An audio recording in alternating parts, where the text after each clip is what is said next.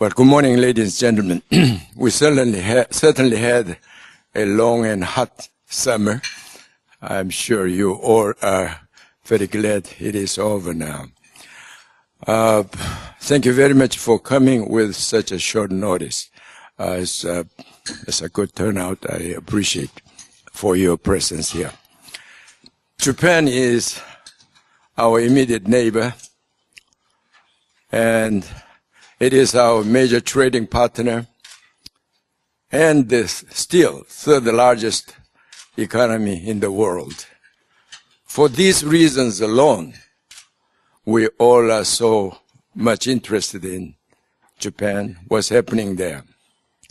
This morning, we are very fortunate to have the best person who will tell us what's happening there in economy and politics as well. David Asher is a good friend of Korea and Koreans, and actually an expert regarding the Japanese economy and politics. David Asher is currently with Center for a New American Security. It's a think tank. He is one of outstanding, brilliant, young, upcoming U.S. strategists for Asia and the Asia Pacific, which certainly include Korean Peninsula and Japan. He served the U.S. government in various senior positions. Particularly, he got involved in dealing with North Korea, actually six-party talks, and he played a very important role in advising the U.S. government regarding the North Korea. And, you know, he speaks fluent Japanese, not yet Korean, and you'll be surprised about finding out his dissertation. His dissertation was at the University of Oxford University on the failure of economic reform in interwar Japan and the rise of military nationalism. Military nationalism. He wrote a dissertation about it. And actually, Davis, I knew he would come to Seoul, so I thought it's most timely for us to have him, because there is some concern about Abe nationalism nowadays, and David can address this issue better than anybody else. So, fortunately, we got him here. So I don't want to waste any more time, and I'll give him the floor so he can enlighten us on most of these issues. With this, please join me in welcoming Dr. Asher.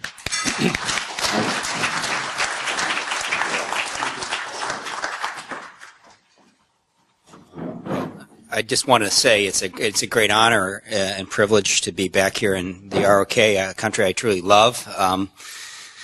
I apologize that I have not perfected my Korean language skills over the years. I have tried, but never succeeded as well as I could have, because so many of you speak such good English. And but I promise that in the future I'm going to try to actually catch up with my skills, because I think that the Korean economy has been the true miracle in Asia, succeeding the Japanese economy in the 1960s and 70s, actually. I'm not here to talk about the ROK, but I just can't say enough to the reform and opening strategy that Dr. Sak-hong and others in this room, many of you started back in the 1988. My mentor in many things was James Lilly, who I think many of you remember and know when he was ambassador here. And just this was the Japanese call it kaikoku, right? Opening. The Japanese have never opened up as much as Korea has, and I think it was emblemized by the free trade agreement between the U.S. and Korea that you helped steward through its final passage. And you know, I think as Americans we're very grateful for our Korean allies and our Korean economic partner. And the Japanese are just playing catch-up, frankly, with you in that sense. And that's one of the things I'd like to talk about. I'm a guy who's an academic by background, worked in the government, but I've also been a macro strategist at 3 of the largest hedge funds in the world previously and currently advise one large asset manager. So my presentation to you today is not really academic. It's much more on, it's what I see actually happening. I get paid to be sort of right. Or if I'm wrong, I don't get paid as much. So I think we have that in similarity because, you know, getting the Japanese economy right, whether you think it's going to go well or not, it's very important for the ROK. And I'd like to talk about that today. And specifically the outlook for Abenomics, which includes the so-called 3 arrows of monetary policy being the first arrow, the second arrow being fiscal policy, and the third being deregulation and structural change. You can't read this, so I'm going to read this. Okay. First thing is, point to understand is that Abe, one thing that augurs well, looks good for Japan is Abe's had the first electoral landslide since Prime Minister Koizumi in 2005 in September. That set up a very strong bull market in Japan, and the key point was that they solidified control of both houses of parliament. The divided parliament under the DPJ government has been a huge problem for Japan, and they point to that as the main reason for their economic failures over the last 5 years. I think it's a little more complicated than that. I think there's a much more profound structural and demographic change going underway. But that's certainly something that they point to. And now, of course, the Koizumi win did set up a huge bull market, but it was really dovetailing the global bull market. So the question is, can Abe, who's going around and telling people in New York to buy Japan stocks, it's unusual for a prime minister to say, buy Japan, please buy Japan, and you know the market has not necessarily fully responded, although it did initially. And I think that's because the third arrow of Abenomics, this regulatory and structural arrow, needs sharpening. In Japanese, they say sharp is one way of saying is surudoi, but in the Japanese they call it. I'd say it's very nibui. I don't know how you say it in Korean, but it means it's dull. It's you know the third arrow doesn't have a point. That beyond a lot of rhetoric at this stage, that's something that investors see. The stock market has recovered off its lows in April when we had huge bond market volatility, but it's still, you can't really say it's entered into a full bull phase. It may here, but really depends on what the Prime Minister does, not just what he says. Raising the consumption tax is going to take up to 7 trillion yen off growth in the next fiscal year. The corporate tax cut, as is currently envisioned, in my model, the most it will do is add back about 1.2 trillion, and that's yen. And that's because I'm a supply side economist, so I'm assuming a positive effect. But they're really going to, the corporate taxes in Japan, I think, as you know, are high. It's been at 38%. They're going to cut it to 35%. They're promising to cut it in FY15 to 30%, which would be an average, and not only with the global average, but FY15 is a long way off. I'm going to argue that it's too late. If they do that, they're going to be wasting a huge opportunity, and the math is not complicated. They're promising huge pork barrel stimulus. It could be 5 trillion yen potentially in stimulus, but the Japanese have been riding on stimulus ever since the earthquake, and they've had huge stimulus packages. And as bad as the earthquake was, and it was a total tragedy, and we have to extend our hearts to our Japanese friends, rebuilding normally stimulates economies. What's happened, though, in Japan in the last year has been remarkably poor growth considering the amount of public expenditure. So the multiplier effect has really been low. And I'm skeptical, and I'll show you that the pork barrel stimulus has never had a sustainable X factor or exponential effect in Japan. To me, the big metrics, and this is where I give Abe more or less an A on the grade, is on monetary policy. I mean, and specifically monetary policy aiming to interrupt asset deflation. We'll look at some statistics, which will be hard to see, but I can summarize, of just incredibly how much asset prices have fallen in Japan. We've never seen this in economic history. Even in the 1920s, which I wrote about, which was the last time Japan went through a massive asset price deflation at land prices, stock prices. It doesn't compare. 70% off the top of land prices, and they're only beginning to start to turn around. So even though there may be a little property bubble emerging in Tokyo, the rest of the country remains very poor in terms of asset prices. And the thing is, Japan really needs to follow the German and the Korean examples of reform and opening up its economy, leading with TPP, like you led with after free trade, but you led with a great period of deregulation and competitive policy opening in the wake of the '97 crisis. The Japanese have never really they've had so many reform plans, but they've actually, if you look at the data, they've never really led to an increase in capital productivity. And in economics, there's something called the Harrod-Domer equation, which sounds boring, but it's important. It's basically that the ratio of capital to output equals GDP. And so the Japanese have been pouring lots of capital at actually declining output. In fact, nominal GDP in Japan is over 12% less today than it was in 1998. That's astonishing. That's almost like unprecedented. North Korea, we could compare less favorably, but there are very few economies that have ever done this. So the problem I'm going to tell you, and I'm speaking to you as a guy who's thinking about the markets today, is the yen. And this is a challenge for Korea, and we've got to collectively think about it, has been the single biggest determinant of reflation and recovery in capital expenditure and asset prices. In my estimation, the yen remains about 15% overvalued. That's a problem for the ROK. So we have to sort of look at this as a challenge. And then the question is you know, maybe right now it's staying 15% overvalued, which is good for the ROK.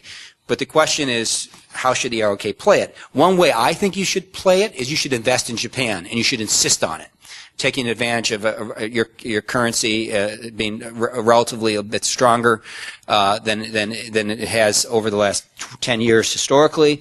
And we should insist that the Japanese open up to Korean investment. And I think it's absolutely essential for Japan. I think that we talked at our table about Samsung having pulled out of Japan. Samsung needs to go back to Japan and become a big player. And I personally will be at the table insisting on that as a former U.S. trade negotiator, because it's important for Japan's future. The problems Japan has is the third arrow, a TPP, trade promotion, the Trans-Pacific Trade Promotion Policy, or partnership, corporate tax reform, introductions of ISAs, which are IRAs, individual savings accounts, very big deal for the stock market, a gift tax or wealth tax transfer tax that's going to allow old people to give money to young people. These are positive factors that will influence Japanese equity markets, I think particularly in the first quarter of next year when you can almost predict a little bull market. But they don't the implementation of the deregulation and trade opening, as you know here, it's a long-term process. I'm concerned that the headwinds of fiscal consolidation are going to overwhelm the opening, the signs of opening, unless, of course, the yen sells off considerably. And the yen can't do that, frankly, because of their imports of energy being so high at the current rate. They have no nuclear power plants open right now. And because it's going to trigger potentially a currency war with the ROK and others. And so this is a very delicate balance. There's also risks that loom out there. I'll talk about the Syria crisis in the Middle East, which is, we were joking at the table. My former boss, Rich Armitage, I think he's now calling it the Muddle East, or some of us are calling that. The Middle East is a total mess. The problem is that as the muddle spreads, Korea as a major importer of energy, Japan. In the United States still, despite the shale gas revolution, we're stuck in that muddle, whether we like it or not. And right now, nobody wants to pay attention to it. And it has huge implications for the energy, for oil prices, frankly, and the stability of Saudi Arabia and Kuwait and other regimes that are major exporters is, and frankly, in my mind, in some doubt. So you got these risks. And then we got our friends up in the north, and they've continued to be a nagging factor, an irritant. But as the North Koreans move toward miniaturizing nuclear warheads, at least that's their declaration, and putting them on missiles, I predict in the next 24 months we're going to see things go from bad to worse. And it's going to start to be a risk factor for financial markets. North Korean talk has been cheap as far as financial market impact, but when they start to actually do something literally with nuclear warheads, everyone's going to react. It will change the risk environment in this country. We feel so safe here, but we're not, as we all know. And it will threaten Japan, and it does threaten to potentially push pressure on countries to rebuild their arsenals of conventional weapons, and then hopefully not pursue nuclear weapons. And I'm particularly concerned that if the economic winds start to blow negatively in Japan in the next fiscal year, and at the same time the political geostrategic winds blow very harshly, Mr. Abe will become a little bit more nationalistic, and I personally know him as a friend and like him. He is not anti-ROK. I know that from personal discussions. But at the same time, the country will start to be more like it was in the 1920s, which I studied, and the economic forces will almost compel people to, even though they're much older than they were then, to raise the Hinomaru flag and think more nationalistically. So I'm going to go through some charts. It's hard for you to see them, but I'm just going to, now I've sort of told you a story. This slide basically shows what happened when Koizumi won, and it triggered a big bull market. Trust me, when the stock market goes from 12,000 in the Nikkei to over 18,000. I mean, it was a profound move. The Japanese felt they had confidence back. This is what Prime Minister Abe is hoping for.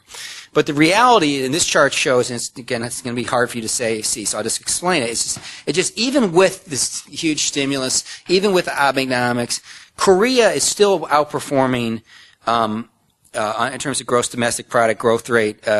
Japan and, of course, the U.S. is outperforming both. So what's happening, unfortunately, is a huge slowdown in China in the last half of last year, which I think the statistics have understated. And it's reflected in both the trade numbers in Korea and Japan. You're both very much wedded to China, and increasingly China is becoming a more dominant factor than even the United States in your economic growth. Japan's labor cash earnings growth has been really poor, actually. On a seasonally adjusted basis, right now it's pointing up. That's that blue line. But if you just take it in terms of nominal numbers, average contractual monthly earnings are still falling. So the wealth effect is not really transmitted fully inside the Japanese economic complex. And so Abenomics has created a boost, but it's created less of a boost than you would have thought. And of course, Japan was it's not necessarily of course, but it's not necessarily well recognized. Japan's dependence on exports is actually functionally greater than even the ROK. Nominally, 8% of GDP, roughly, or 10% of GDP in export dependence. But if you look in 2008, the OECD economy that suffered the most from the financial crisis and the decline in trade was Japan. 20% decline in exports year on year. And it's because Japan is leveraged to this, what they call a kako boeki keizai, a processing trading economy, where they're assembling parts in China, in Southeast Asia, and then final assembly occurs in Japan. They export them back to the U.S. So the Japan's actually, the effective export weighting of Japanese industry is much greater, and that's why the yen dollar, for good or bad, again, I'm not saluting the dependence on the yen, why the yen is so important for the determination of Japanese growth. But the biggest thing for growth I'm going to get into this is what I call the 5 Ds. The 5 Ds are deflation, demography, deregulation, debt, and then I'll call another D declining hope, that there is a declining expectation of growth that's embedded. This slide shows you the Nikkei stock average since 1990. And basically, the stock market is down still 63% from its 1989 peak, or roughly that. Land prices are down 77%, or to 73%, depends on the data.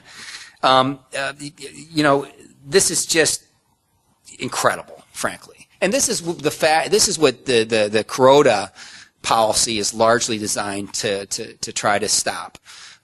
Asset price deflation, much more than consumer price or producer price deflation, is what's undermined Japanese economic growth. Now, they don't want to go back to the bubble of 1990, but the reality is there should have been a nominal stock and flow adjustment in Japan that never really occurred.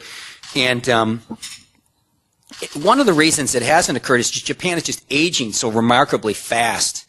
And so what's happened is, in real terms, Japanese still, even though their economy has nominally contracted by 12% over the last 15 years, their population is now, falling faster than any economy in the world, where 25% of Japanese people are over 65.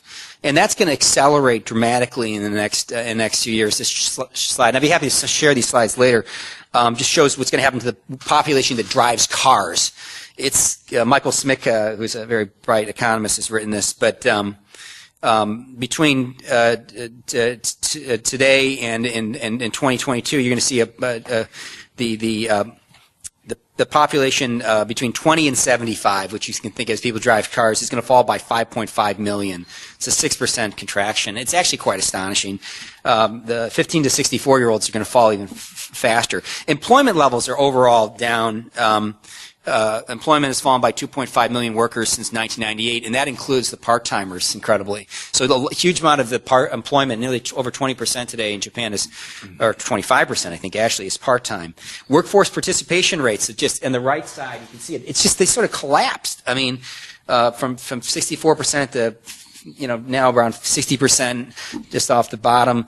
So they're down roughly 8% since 98, and they're set to fall, based on Japanese official statistics, to another 12% by 2025. How do you grow your economy in the weights of this?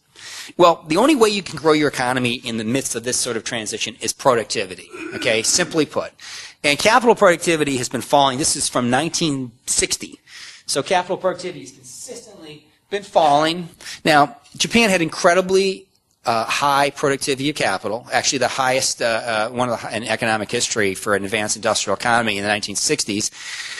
So, at some level, it's a natural adjustment. Other economies like the ROK have caught up considerably. But if Abe wants to grow economy in a time when labor is in decline, he's going to have to dramatically increase the capital output, or lower the capital output ratio, make it much more efficient, and increase capital productivity. They have a productivity target in Japan of 2%, I believe. The problem is that it's going to be extremely difficult for them to maintain that, at least in real terms, without fundamental, massive migration of labor and capital from one sector to others, and opening up of the service sector, opening up of the small and medium-sized business sectors. It's actually really, really difficult to figure out how this could work practically in terms of delivering the headline results that Abenomics is advertising. But it's not impossible. It's just unlikely. Operating profits in manufacturing have fallen, by 50%, at least until very recently. Japan's share of world exports, which is that slide on the left side, they've fallen from 10% to 4% in the last 20 years. It's incredible. Even though Japan is exporting more from China and from other countries, their direct exports have fallen. Again, labor productivity, it's not just capital productivity. Labor productivity has been, really consistently pretty poor. except on a per capita basis. On a per capita basis, they've been doing decently, but that doesn't really matter for economic growth. It's nice for they brag about it. They say we're actually per capita, we're okay, but from a GDP level, it's really the total labor productivity or total factor productivity. Japanese companies have also been accumulating a Mount Fuji of cash. It's the ultimate sign of a liquidity trap condition that's existing. The other Mount Fuji, of course, is in government debt, and we all know about this. But it is sort of astonishing to see a country with 260% debt to GDP. And Japan's Sovereign Frailty Index, as calculated, I think the OECD is doing this. I can't remember where that's coming from, but it's you can get it in Thomson Reuters. It's actually nearly up there with Greece. So even though their interest rates are right now I think like 0.63 to 0.68%. I mean, they've fallen so much again recently for 10-year JGBs. The fundamental backdrop is bad, and you can run trajectory scenarios, especially if this inflationary policy were to get out of control and people lost confidence in JGBs and the fact that the Bank of Japan is basically monetizing massive amounts of national debt. You could see real problems. So reversing Japan's economic decline won't be easy. Okay, that's the simple point. And that's sort of what my slides show. But of course, this is the guy who says he can do it. He says he can do it, and I know really, I'm very confident he's trying. I believe Abe is absolutely sincerely, Prime Minister Abe is sincerely committed to recovery of Japan. He's got his Abenomics 3 arrows, very complicated charts, lots of presentations, going around the world telling people to buy Japan. The problem is, it really does come down to substance. The first arrow, which is massive monetary reflation, which my friend Haru Kuroda started when he became governor of Bank of Japan, has been the sharpest. The monetary base of Japan is just skyrocketing. It's going, in just in the last few days, it's gone up another, 5 or 10%. Don't quote me, but some incredible amount. But the yen is, 98.9 or whatever it is right now. It's been moving around a bit. It hasn't, land prices have started to recover, but we haven't, it hasn't really had a full transmission effect. Consumer prices, this is a CPI. Well, the CPI is still, even though it's pointing up, less fresh food, it's still pointing down. I mean, it's going to take a while for reflation to have any tangible impact, frankly, at the current rate of policy. Now, it's not the fault of the Bank of Japan. I have high regard for them. I think they're trying very hard. But inherently, they're engaged in a risky policy. It's a risky gambit. I think it's necessary, but it's only going to work if a broader reform occurs. Now, this is where it may be a little controversial, and I'm speaking to you more as a strategist than I'm not talking about my currency policy from the standpoint of Korea. I'm just telling you, in my mind, Japan has been in a liquidity trap at the currency level, a currency level liquidity trap since 2007.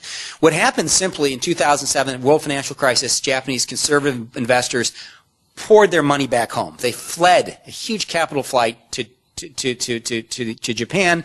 It pushed up the currency. It pushed up the output gap, which is still very large in Japan. And frankly, Japan, which was the currency which was at 106 to the dollar at Lehman, and just several months before that it was 115 to 116, okay? It probably needs to go back to 115 to 120 for Japan to really change. Or really for Japan to grow, because Japan hasn't really changed, okay? Because the average the age of capital stock in Japan is about 14 years. So they're still running their economy as if like 2007, 2006 was still happening. They haven't fully adjusted. Despite the fact that they've weathered such huge deflation and corporations have learned to make money, okay, at 80 yen to the dollar, which they have, which is why corporate profits are going up so much at 100 yen to the dollar. Corporations aren't increasing their capital expenditure. They haven't gotten out of what you call the deflationary mindset, largely because they don't want to write off excess capital stock, which they built 5 to 10 years ago, which is just sitting mothballed. I've been to Japanese factories and seen the plastic wrapping on whole production lines. And it's because they're waiting for the day when the yen changes in price. So this is a problem for Korea. The other problem is deflation in deflating nominal GDP, and nominal GDP is really what's key in Japan, because they've had real growth just because of deflation, not because of nominal output growth. And the yen dollar go together. Okay, so again, well, like it or not, the currency is extremely important. Deflation in the yen dollar, this is the GDP deflator versus the yen dollar track. So, you know, like it or not, if you want reflation in Japan, which Abe wants, he needs a weaker yen. That's why the first thing he said as prime minister was, we need a weaker yen. I mean, caused huge controversy. Unfortunately, I'm afraid he's right, unless he can make fundamental reform, which would be better than letting the yen weaken. But, you know, I'm saying that's a very complicated equation. This is the yen dollar versus the Nikkei 225. As a financial markets guy now, part-time, I just tell people, I tell my traders, trade the Nikkei on the yen. It's just a yen trade. There's not, you know, so third arrow, putting third arrow apart. It's also important to look at what happened to the won, the euro, the dollar since 2007. Of course, the won did seriously devalue, or adjust, I'll say, okay? Because I'm not criticizing Korea, which has done spectacularly well. You managed to grow in the wake of a global financial crisis, whereas the Japanese did not. But of course, the currency-wise, you know, you know, versus the euro and dollar, the won has remained, I'll say, highly competitive, and the yen is just starting to close that gap. Yen-daka and Japanese export competitiveness, again, go together. So I'm not here to give you a yen-dollar excuse for Japan's policy, but the logical aspect of ultra monetary easing, okay, is going to be eventually the yen's going to weaken. So we need to think about that as people that care about about Korea's competitiveness and the ROK Japan relationship, because it's going to happen, I think. Now, one reason it hasn't happened is because of the Japanese government has become so dependent on energy imports, and this stronger yen is one of the only things that's allowed for Japan to be able to afford, barely, the cost of having, you know, 52 nuclear reactors shut down. You can look on the right side. It's the electricity production from natural gas and nuclear. Electricity production from natural gas has gone up to nearly 35%. Nuclear has gone from 27 or something like that to 10 to now nothing. It's collapsed. I mean, 1/3 of their energy output is in nuclear typically. So, you know, for Japan having to import all this energy has been critical. But as the Japanese start to restart their nuclear reactors, my guess is the whatever policy measures they've taken to try to maintain the yen in this trading range are going to be eased. It's going to be a problem, okay? And I'm just saying it's going to be a trade problem between the ROK and Korea, and we need to think about it. I mean, ROK and Japan, excuse me. The second arrow, fiscal stimulus. Abe's Prime Minister Abe is counting on a big pork barrel spending. This chart just simply shows the relationship between government spending and personal consumption. Government spending has never triggered an increase in personal consumption that's been sustainable.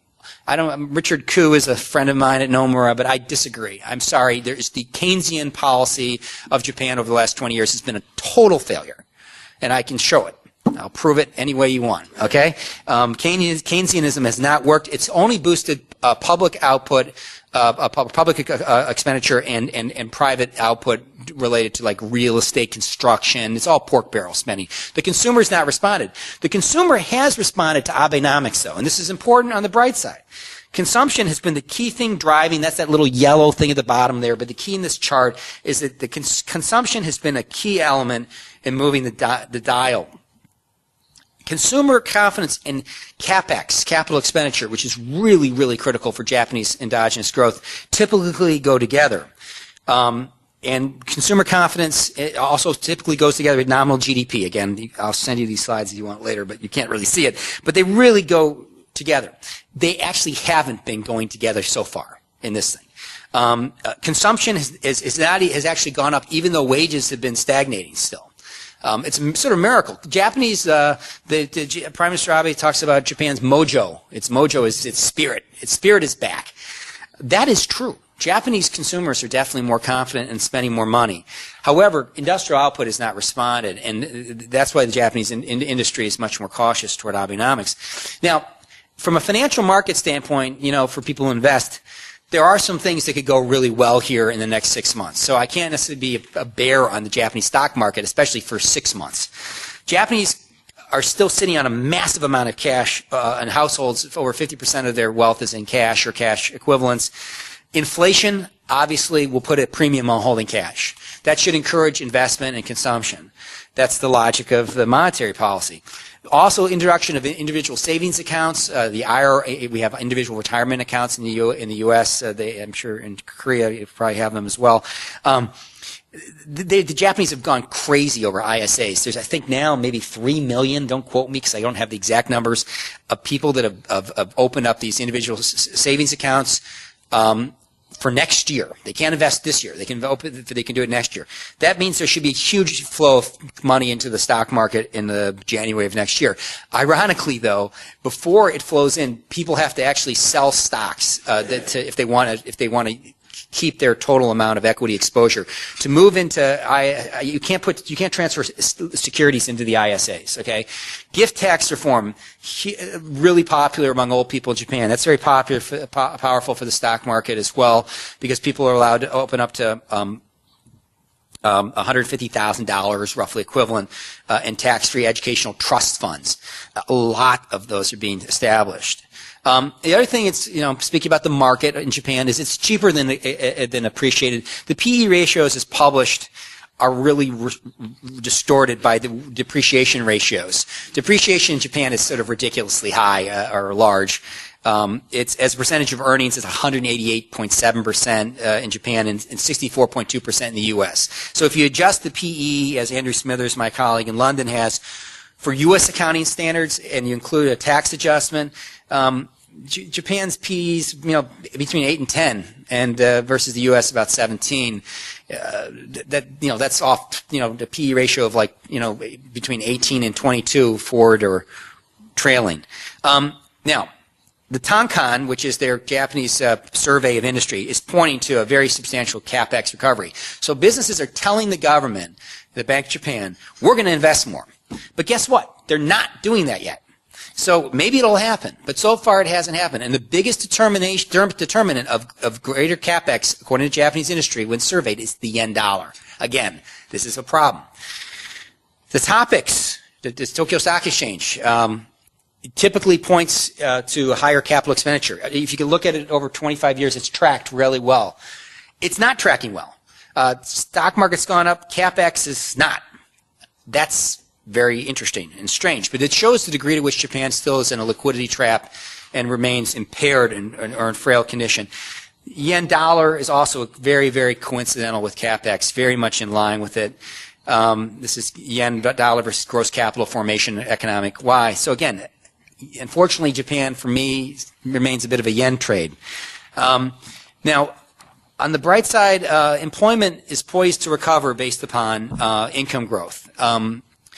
So we should see, based on the retail sales data, disposable income growth, you should see unemployment start to fall. So there are some positive factors out there. It's not like I'm all negative. But one of the things to watch for is, of course, what happens in China, just like in this economy.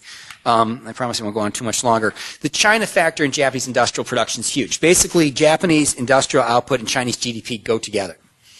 So China seems to be turning up a little bit here after the Shibor shock in April and in May. Thank God for that, because it's extremely coincidental or with Japanese industrial output growth. China has become a huge investment venue for Japan, much like the ROK.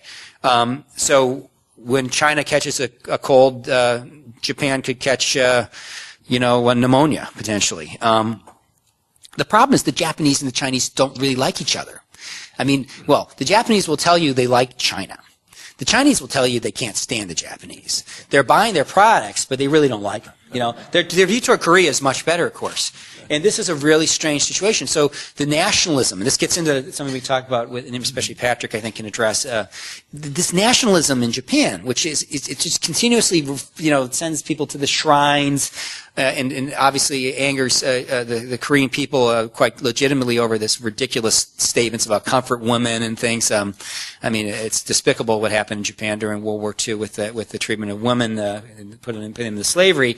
But the Japanese just don't get that still. I mean, they've been told this. Now, I have to say, Governor Hashimoto or Mayor Hashimoto, I should say, of Osaka, made some ridiculous statements about comfort women, and he was destroyed in the polls. So maybe something's turning for the better, okay, related to Korea and Japan. So I'm actually relatively optimistic about the opportunity for Korea and Japan to become closer economically. And again, that's why I'm arguing for greater Korean investment in Japan and greater openness. But the Chinese are just not opening up to Japan. Whenever I've been to several times as a diplomat, I've been in Beijing when there have been riots. I mean, I was in a riot, watching a riot with Jim Kelly in 2003, I think. Can't remember what year, but I think it was 2003. There's no rocks and rubble, sitting around the U.S. Embassy, or where the U.S. Embassy used to be, or the Japanese Embassy used to be, which is near the U.S. Embassy in Beijing. We saw these trucks coming in, and then these buses, and the trucks were dump trucks with rocks, and the Chinese dumped them. I mean, mysteries happen, and then suddenly people are throwing them, and we're just like, holy mackerels. I mean, obviously there's an engineered nationalist response to anything the Japanese do that's provocative. The problem is the Japanese just don't keep their mouths shut on this stuff, and it continues to be a problem. I mean, I respect Japan's sense of national identity. I'm a believer in Japan's responsible behavior as an international security power. I actually think as the maritime self-defense force, the ground self-defense force, the military of Japan has actually not been very threatening. They've been actually relatively good in international affairs. It's their politicians that have been much more of a threat. So a lot depends on what happens in China. If China's real estate bubble ever blows up, this is the same for you, non-performing loans, which are almost nothing in China, will just skyrocket. This is a slide that just shows if you apply NPL's levels of Japan in the 1990s to China, what happens. It's off the record. So, someday this will happen. I predict. When? Who knows? Defense spending, of course, is rising very rapidly. That sets a very bad backdrop for this nationalist relationship between, specifically related to the Diaoyu-Tai Senkaku Island chain. So there's a lot that the Chinese and Japanese have to fight over. And again, the more the Japanese and the Chinese disagree, the more the Chinese boycott their products, the more the Japanese economy is punished. So, getting China right for Abe, Prime Minister Abe, is really important. This is Patrick's slide on South China Sea incidents. He can explain it. The other fact is, again, the Middle East. I mean, we all have to worry about this, okay? And we're not worrying about it. We're not talking about it as economists. This is a muddle. What's going on is fundamental hegemonic failure in the Middle East. The Sykes-Picot line that divided up the Middle East, the British divided up after 1914, or after 1918, it's all being split apart. I think a Shia crescent is emerging in the Middle East as Iran starts to ascend as a power, putting aside the nuclear power issue that's really threatening. And typically, I did my doctorate actually in economic history in international relations at Oxford, so I'm not just a typical economist. I actually studied the history of economic cycles going back to the, 6th century BC or something. What has been the biggest determinant of long cycles failing? And we've been in a huge long cycle for over 70 years, a long wave. It's been war. And let's think about it, war and hegemonic stress. Free trade systems in decay. Let's look at indicators of hegemonic stress. Global financial status of the U.S. is diminished. Declining use of the dollar. Bulging fiscal imbalances. Anemic economic growth compared to norm. These are all things that my mentor, Charles Kindleberger, isolated as factors that led to the rise and decline of nation states and national systems. All this is occurring. Imperial overstretch is what Paul Kennedy called it. Getting involved in wars you can't afford and you don't want to fight. This is what's happened historically. Before World War I, there actually was a huge economic downturn in Europe. The Germans started building dreadnoughts to expand their military to offset the economic decline, not just out of imperial the imperialist desire. That triggered a conflict. Now, the danger, of course, is with Japan, is that if their economy turns down next year, that they start building the equivalent of dreadnoughts, which were battleships, essentially, that they start to become more militarized.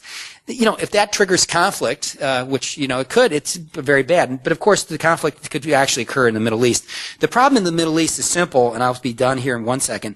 Gasoline and U.S. consumer confidence go totally together, okay? Historically, the price of crude oil price spikes have been the single biggest factor behind recessions in the U.S. 11 out of the last 12 U.S. recessions have been determined by oil price spikes. Jim Hamilton at University of California, San Diego has done great research on it. And guess what? Well, we got a bit of an oil price spike here, and it could continue if we have a conflict in the Middle East that expands into Saudi Arabia and other states, which I'm fearful of. We could really face a price oil going up another 30, 40, 50%. Guess what happened in 2007? Everyone forgets about this. It's all about the financial crisis.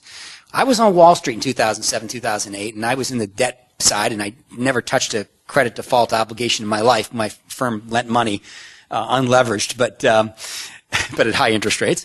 But I have to tell you, I knew a lot about the CDO, CLO space. Those were definitely weapons of mass destruction financially, and I'll attest to that. But what really happened in 2007, oil prices went to $147 per barrel. Gasoline prices doubled. That's what sank the U.S. economy, much more. That's what made it so that someone couldn't afford their second house or their third, kids, graduate school, fees. It was the marginal cost imposed by the gasoline price spike that was the single biggest factor in my analysis, bigger than the financial crisis. In fact, it helped trigger the financial crisis. It's forgotten, though. North Korea, I'm just here to say, because I haven't been a North Korea guy as well and studied the North Korean economy. North Korea's big problem for you is not that they're going to invade you, they're going to attack you. They will threaten you, and probably with nuclear weapons on missiles is my guess, personally. No one knows that, but that's basically what the North Koreans are saying, and I take their word seriously. David Albright at the Institute for Science and International Studies, who I think is by far the best researcher on the North Korean nuclear program, better than the U.S. government or Korean government in my mind, says that North Korea is currently developing enough weapons-grade uranium, highly enriched uranium, for between 21 and 37 bombs. North Korea doesn't need 21 to 37 bombs, okay? They might need a few more in their calculations, okay? But they don't really need any bombs. That was our whole point in the six-party talks. So why are they developing these? Who's paying for them? It's one of the big mysteries. As an economist, I've got a very famous economist in North Korea, Bill Newcomb here. I mean, the North Korean nuclear program is extremely expensive. I am concerned, and I'm going to, only one more slide, so trust me, I'll be done. The Iranians and the North Koreans signed a science and technology agreement on September 1st of last year. Kim Jong-nam, who doesn't travel too much, let me tell you, the president of North Korea, who still does matter for a ceremonial standpoint, went to Iran for the non-aligned movement. And there he spent 2 days in strategic discussions with the Iranian government, accompanied by a large delegation of experts. And they signed a science and technology agreement. North Korea, the last time they signed a science and technology agreement was with Assad in 2002, July, in Syria. And I can tell you, as the senior official in charge at the time, that was the beginning point of North Korea's nuclear cooperation with the Syrian government, which, of course, may have had a relationship with the Iranian government. No one quite knows. But certainly you can see on the ground today in Syria, Iran is fighting to defend Assad. No one really has ever unraveled that knot. But the point is that these agreements are not random incidents. I am very concerned that the Iranians, and I've said this to the press here, could be in the position of being ready to pay for or paying for or ready to purchase North Korea's, at least some of their stockpile of highly enriched uranium. And that might be part of Iran's strategy, as it says it's going to stop developing its own indigenous enriched uranium program. It'll just buy one from somebody else. If that happens, and if North Korea deploys nuclear warheads based on enriched uranium or plutonium against Japan and Korea, this world will start to look much more dangerous and different. Now, I've traveled around the world here across politics and economics. I'm going to come back to economics. The third arrow is much touted, but the only arrow that so far matters is monetary policy, the first arrow. The second arrow, fiscal stimulus. It's failed to trigger sustainable domestic demand before, and will do it again. It'll happen again. Deregulation, TPP, other changes in their structure of the economy are not going to rescue Japan. In the short term, they're going to cost Japan. They're very important in the long term. So Japan is going to be hit by a consumption tax increase next year in quite a negative way, unless it does a very large corporate tax cut. Prime Minister Abe has said that he's going to do a corporate tax cut of just 3% next year, and then maybe consider 30% the following year. He needs to do a cut to 30% now, not later. It should happen as soon as possible. The third arrow remains, unfortunately, a little bit too dull and needs to be sharpened. Investors see that, and that's why they haven't been coming back into the Japanese market in a huge way, although we have seen it come back to its high point since April. I still wouldn't call it a Japan bull market. Japan needs to follow Margaret Thatcher, Ronald Reagan. Japan needs to follow the Iraq example in the 90s, and also when Dr. Sakon was in the Blue House. And frankly, the German example may be even better. The Gerhard Schroeder reforms were really, that showed that an economy sort of similar to Japan could really change its labor and capital relationships. Japan needs to focus on what they call fukoku, which is the wealth of the country before kyohei. Fukoku kyohei was the symbol of the slogan of the Meiji Restoration. It is the slogan of the Abe administration, and unfortunately, to get to Kyohei, which I'm not necessarily supportive of in the short term, they need to get to Fukoku. And to get to Fukoku, they're going to have to learn to trade and interact economically much better with countries like the ROK. And on that note, I adjourn. Thank you for letting me speak. Well, thank you very much for good coverage of not only Japan, this whole region, and traversed economics to politics and everything. I don't want to try to summarize what you just said, but you got a lot of insightful analysis and full of data, and I'm very sure that you will get much benefit out of this rich material he provided you. Well, before I open the floor for discussion and Q&As, I want to take advantage of another expert's presence here. Dr. Patrick Cronin, who again happened to be here in Seoul with David. And in fact, Dr. Cronin is senior advisor and the senior director of the Asia Pacific Security Program at the Center for New American Strategy. In fact, he is expert again on all these strategic matters. Since he is here, I'd like to give him a chance to comment on, or maybe perhaps add on to what Dr. Asher just said. Dr. Cronin, please. Yeah, please. Well, good morning and thank you. David Asher has said just about everything, so let me be very brief. First, let me just say that at the Center for a New American Security, one of the strengths of this small think tank in Washington is that we try to look at problems holistically. And that's reflected in the fact that the co-chairman of our board of directors, Kurt Campbell, was the father of the pivot. He was as the Assistant Secretary of State for East Asia. His wife, Lael Brainerd, is widely rumored to become the next vice chairman of the Fed very shortly, if she's confirmed here in the next few weeks. She's currently at the Treasury Department. So even in the Campbell-Brainerd family, and they live just down the block from me, there is a great interest in Asia and the international economic setting.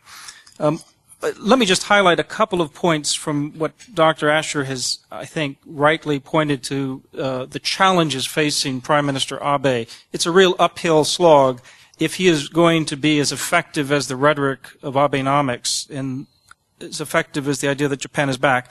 First, let me give you the reason for optimism.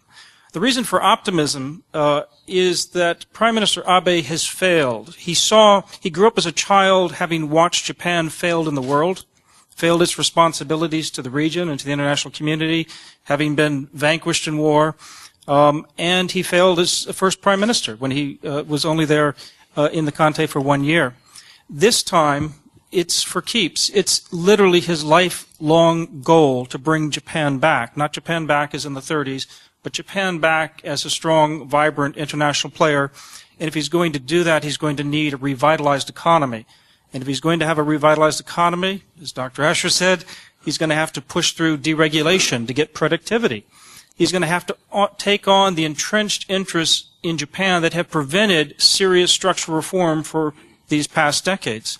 That's why it's both a possibility, because there's this intangible that Abe really wants it, but there's also this real, huge, serious challenge. He's going to have to buck recent history if he's going to pull this off. So when you look at issues like civil aviation, and I've just published a paper on civil aviation, and there'll be a full monograph out next week on our website on this issue, introducing low-cost carriers.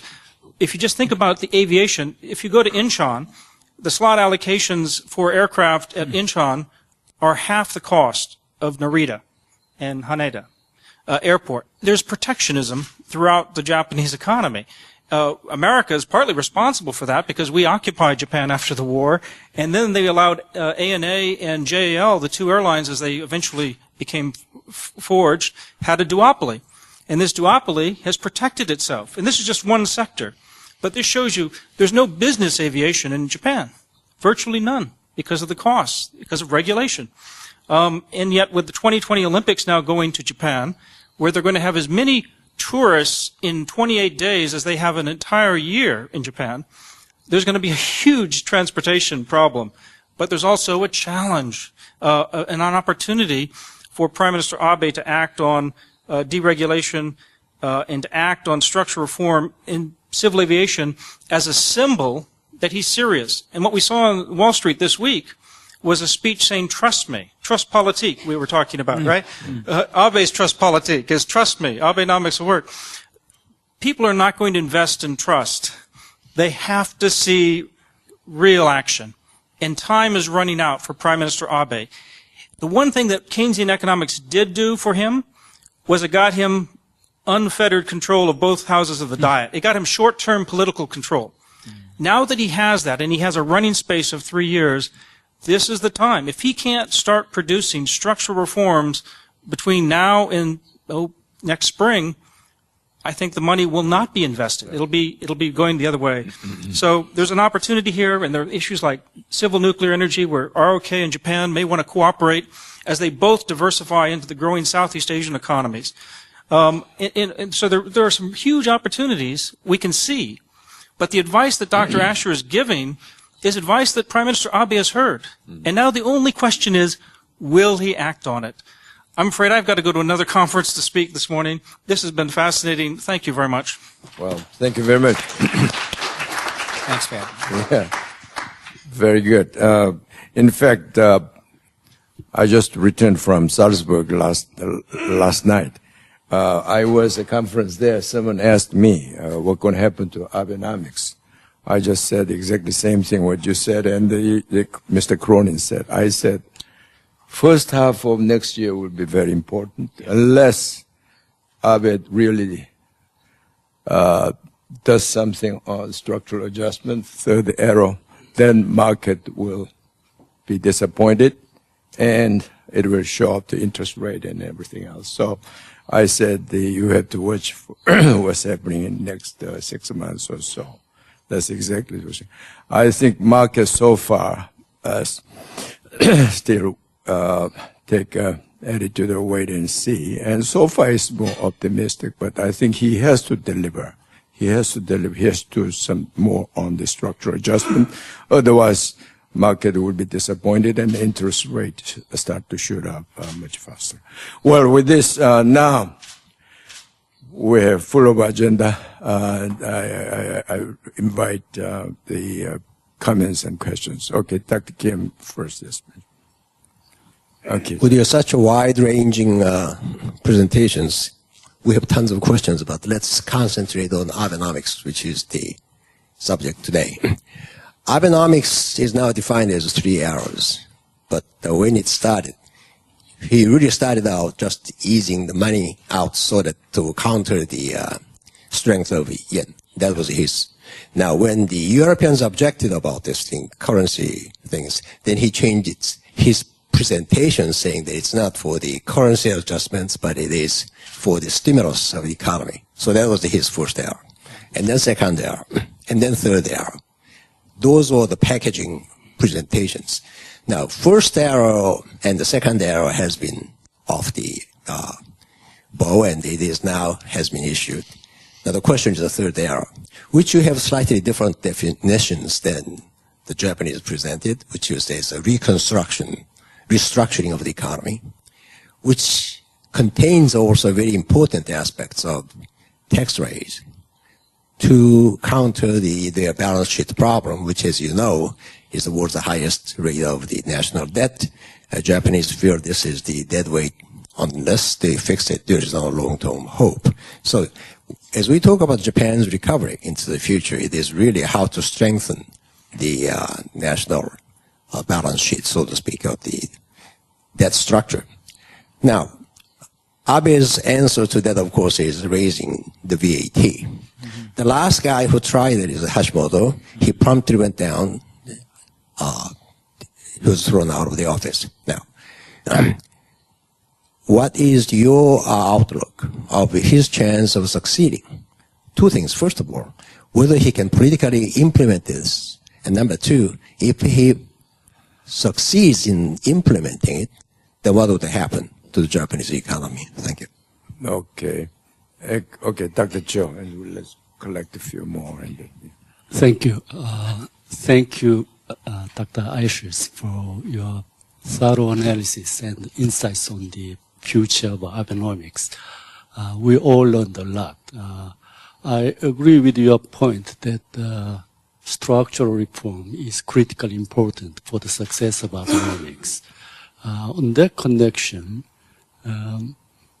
I don't think there is much prospect for the recovery of consumption, and consumption, recovery of consumption will drive the recovery and economic growth of Japan, because the household saving in Japan is already very low. Japan has big savings, but most of it comes from corporate savings. And as you have shown us that corporate is sitting on Mount Fuji's cash and the reserve. But corporate saving is not so far channeled to investment. And even though they have been channeled, actually Japanese corporate savings and fixed investment has been higher than the United States. It has been 13 compared to 10% in the U.S. But nevertheless, its growth rate has been much lower. That suggests that incremental capital output ratio is still very low. So the key issue here is how to improve and increase the investment by corporate. And here, as you said, structural reform is key.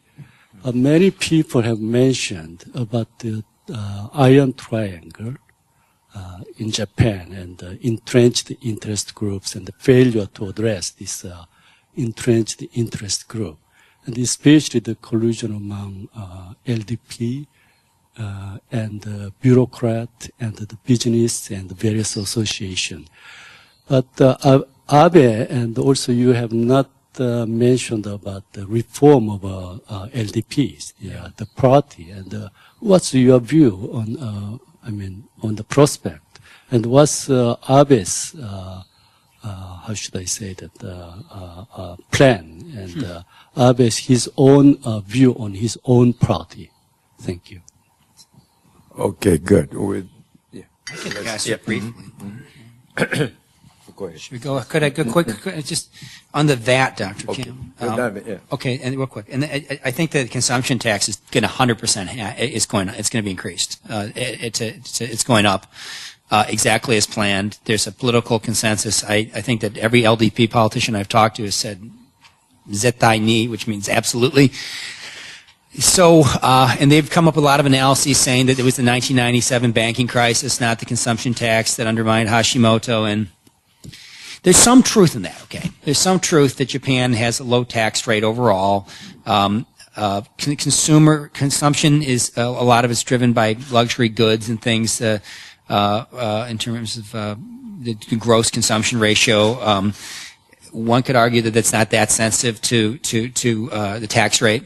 I would agree with that, but I would say that under the most optimistic situation, consumption just flatlines. It goes flat, doesn't keep increasing. But again, the thing that's been driving economic growth in the last 6 months in Japan has been consumption. So something's going to have to fill the void. It gets back to Dr. Cho's question, which is going to be, industrial production. They do invest 13% versus 10% in the U.S. They have a very high investment ratio. It's about to get even higher because the Japanese are going to allow 100% depreciation on new factory investments. It's always amazed me as an economist, what are the Japanese actually investing in with all this money? Because they're just, like in Korea, there's just much more output associated with capital investment, even though, there are rigidities in this economy too. But the things that Japanese companies say they're interested in investing in, other than the service sector, is they're interested in investing in, frankly, in export-oriented production facilities. That's how this is again why it goes back to the yen dollar. Unfortunately, is that they still haven't gotten themselves out of the mindset of really of being an export-oriented economy. The thing is, companies say that they're not going to increase investment in export-oriented facilities unless the yen sells off by another 15 to 20%. If that happens, it's going to be a big problem here in Korea. The Japanese are going to say, "Oh, it's not because we deliberately debased our currency or targeted yen and yasu, yen weakening. It's just a reflection of monetary policy conditions." But I see the writing on the wall for that to occur in the next 12 months. In fact, I think if it doesn't occur, given the fact the Japanese iron triangle, as you point out, does exist, and they're really not fully committed to assaulting the old guard industries that are dependent upon the iron triangle, it's going to be difficult for Abenomics to succeed as a prime minister. So, again, that's one of the things that I see as a worry. I do think, on the bright side, that the Prime Minister is committed to TPP. I really, really think he's sincere. And I think that is the real big test. He also says he's committed to opening up his foreign direct investment much greater. That's, again, why I really encourage Korea to put him to the test. Mm-hmm. Okay, now we have more persons to make comments and questions. Okay, now first we have Dr. Jung-Gu-hyun, Professor Jung-Gu-hyun, and then we have Mr. Kang Nam-gyu from Jungang Daily Newspaper. Okay. Well, thank you, Mr. Asher. I have many questions, but let me just raise one issue which you didn't touch on, which is Fukushima. Yes. And I think the biggest crisis, reason for Japan's crisis, the governance, that they cannot, the leaders, business leaders, and political leaders cannot make real tough decisions. And again, this shows in the handling of the Fukushima catastrophe. And, this, I don't know what's going on. And many people are concerned and want to know what's really going on. And so far, the Japanese government handling of this catastrophe has been much less than what is needed, and also very not so transparent. So let me ask you, what's going on? And more seriously, the handling of this situation by Japanese government could reduce Japanese people's confidence on Japanese government. And that could be a really serious problem, because we know, we know Japan, advanced society, right? Transparent and trusty government. But when that is shaken, that's going to be a real problem. So I'd like to hear your views on this. Thank you. Okay. Mr. Kang, yes. Yeah, it's a slightly interesting part. I think the last one you focus on. You said about the if Koizumi, if Abe failed to making his country riches, he's gonna choose some kinds of some military strength. It sounds like I think it sounds like to me that revival of imperialism just shortly before the 1939 Japanese and China warfare. And the last question is so let me talk about something about this. Even though the Abe launched his policy Abenomics, but I couldn't find any sharp increase of export. So what factor do you think are probably behind this situation? Thank you. Okay, maybe. Thank you very much for your enlightening presentation. I want to ask a non-economical question. I have a question on Japanese national leadership, politics, and the mentality of Japanese society. Now, 68 years passed after the war, but still the Japanese do not accept and deny about comfort woman and Nanjing massacre. And in recent years, even they claim that Dokdo Island, or in Japanese, Takeshima Island, is their territory.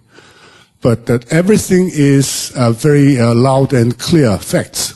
Everybody knows that. And Takeshima Islands, even their own history map and their own government document has declared in 1897, something like that, as a Korean national territory, and you shouldn't go there. Why this kind of thing happens, and what is good for Japan, and what this kind of thing, what they count that their denial of these things will benefit Japan. Thank you. Okay, that's enough.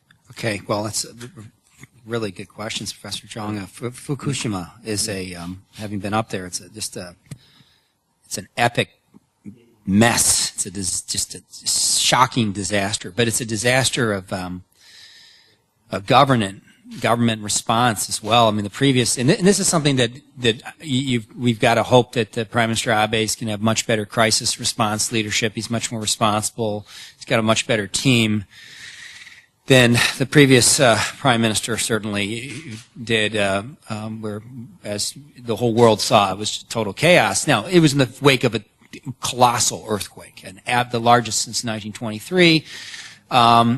It's surprising, frankly, there wasn't more damage to Japan and to its economy as a result of that, and we have to extend our sympathies to Japan and have some respect for the Japanese people for their amazing tenacity in responding to this incredible crisis. But I have no personal sympathy toward the Tokyo Electric Power Company and its leadership. And if I had been a business executive in Japan, if I was following Japanese principles, someone should have been held accountable. I mean, Japanese used to commit seppuku for these sorts of things. Now, I can't blame them for every meltdown that occurred, because some of this was inevitable. I mean, you had a huge tsunami. But the follow-on response, including the fact that that company continues to be in business even though it's bankrupt, is to me really a sign that augurs poorly or points to a bad direction for Japan. The electrical industry in Japan should be privatized. Okay, this is actually something we should be discussing if Korea becomes a TPP partner. We should insist, I think, as foreigners, on privatization of the electrical industry. Even in the United States, we're allowing foreign entities to now buy some of our utilities. I think that, maybe a Korean utility will be interested in buying Tokyo Electric Power Company. I don't know, but somebody needs to, because the whole thing should be broken up. The executives need to be moved. The problem is, literally, there's not enough talent in Japan who know how to run a power company, so they've had to leave all these guys there. And, you know, so you've kept a sort of, you know, same group of people who were somewhat responsible in charge. And I think, you know, one way to fix that problem would be to bring in, you know, foreign investment in the electrical power industry. It would be to bring in foreign capital. At the very least, they should break the thing up. Because and that would be a very positive sign for change, much like, you know, I think has happened. Abe's third arrow should include. Of course it should. Of course, but it would threaten Kate Onren. It would threaten the Kate Onren leadership, and, you know, too bad. That iron triangle, as Dr. Cho pointed out, is still strong. And by the way, we heard that, you know, they're not, yes, yen is weakened, to refer to I think, Mr. Gong's question, but exports haven't necessarily responded. Profits have just increased. Japanese companies are just getting richer and richer on the wake of the yen. They're not really passing it on to wages. They're not passing it on to shareholders. I'm a huge believer and I work for a firm that is an advisor that is very advocating corporate governance reform in Japan. But guess what? It's not happening. Corporate governance remains really quite poor in Japan.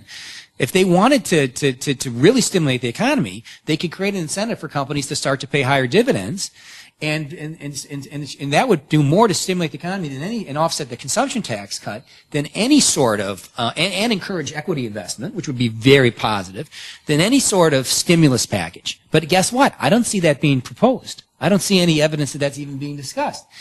But those are the sorts of problems that they're not. This is like a person who's got heart disease, okay? Still not such an old person, maybe it's in the 50s, early 60s. You know, there's still a long life to live, especially in the modern technology era. But they need surgery. They need to unplug their arteries and let the blood flow better. But they're unwilling to do that fully because the risk is, they talk about, I'm going to have surgery, it's going to be bold and decisive, but they're still unwilling to actually open up the heart. And opening up the heart of the system is critical. Now, the difference between, to get to Mr. Gong's other question about militarism and the impact of economic failure on expectations and nationalism, what's really different is the Japanese military is not militarist. They're extremely professional. If anything, we should see a much greater military relationship between the ROK, which has a spectacular military, and the Japanese. That is probably the single best way to stop any sort of nationalism from actually occurring in Japan. To tell you the truth. So it would be smart. Now, that would require, as Mr. Che points out, some agreement on Tokto. To me, the agreement's sort of obvious, you know, but that's up to the Japanese and you to decide. I mean, there could be a Arab-Israeli peace process type agreement here that could lead to greater economic and military cooperation. And, you know, the fact is that I'm not going to take sides in this issue, but it's sort of obvious that you control the island, right? So, or the rocks. You know, is that really strategically critical for Japan? I would argue that the Senkaku Daiyutai is much more strategically critical, literal. This is literally, using that word pun, not that important. What's important is a good relationship between the ROK and Japan, militarily and economically.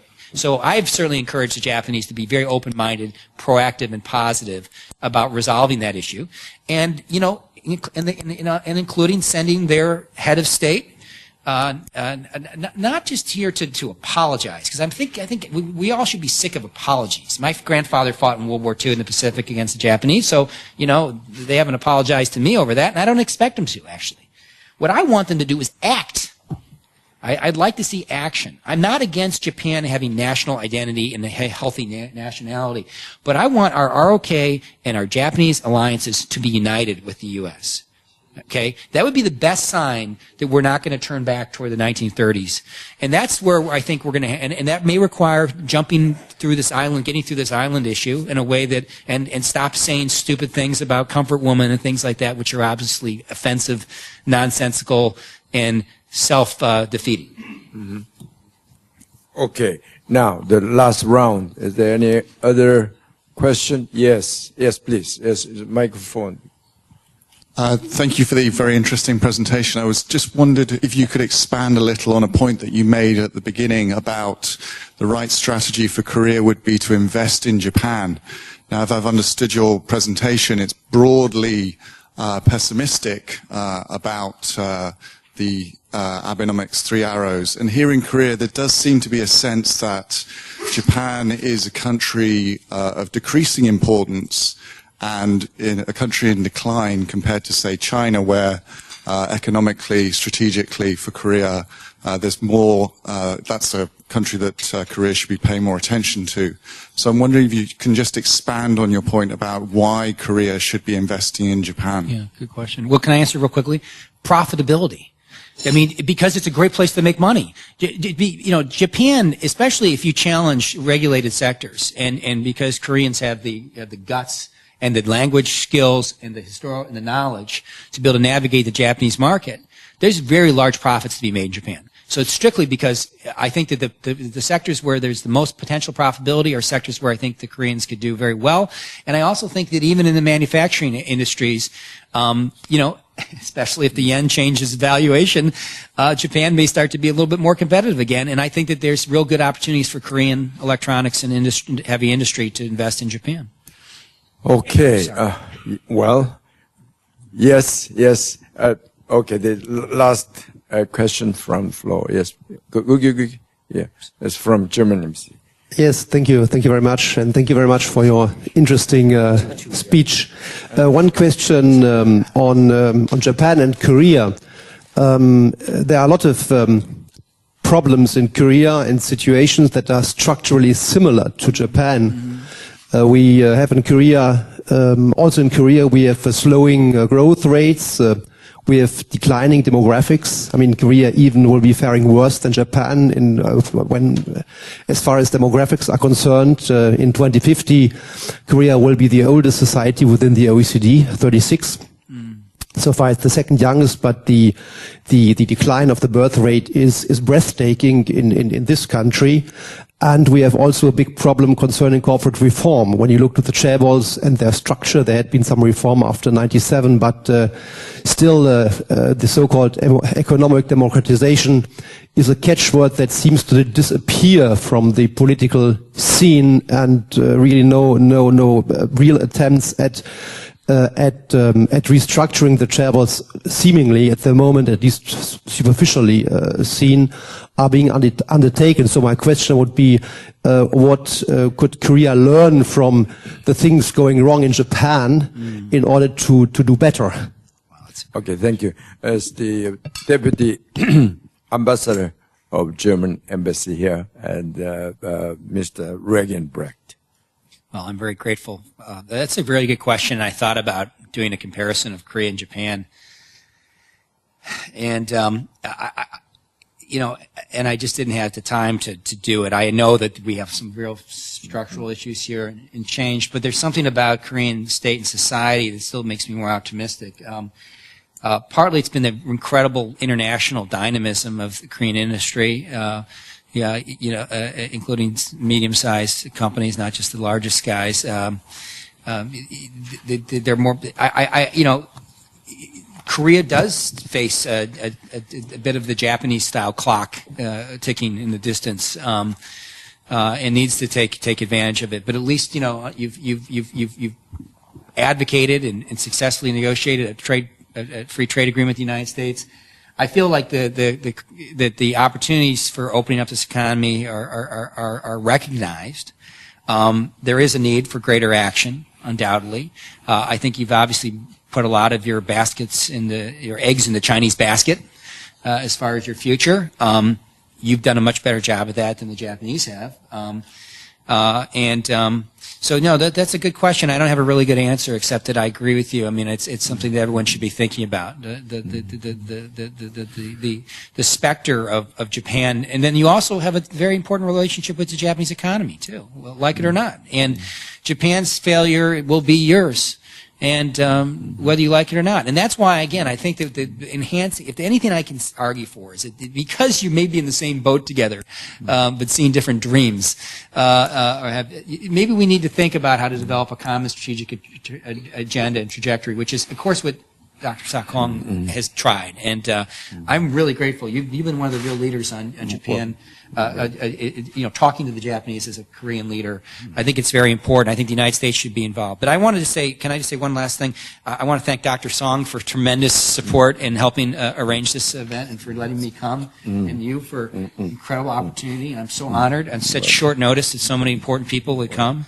And I just want to say kamsahamnida from the bottom of my heart to all of you. Well, thank you very much. Countries, unlike individuals, countries cannot move to other place.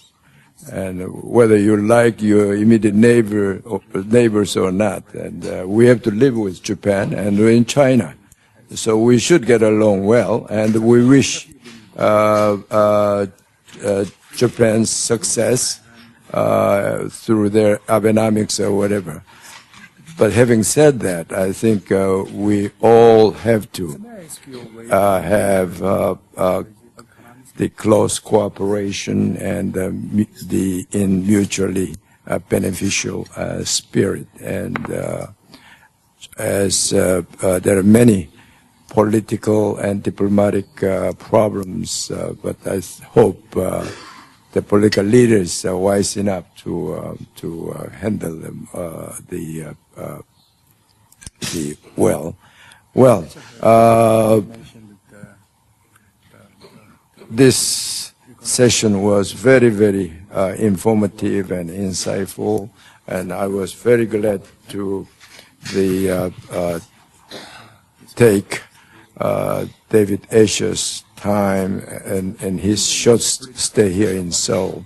Actually, he has to run again to the ASEAN Institute to participate in another conference. Well, we will grab him again when he comes to Seoul again in near future. With this, please join me in thanking David. Thank you.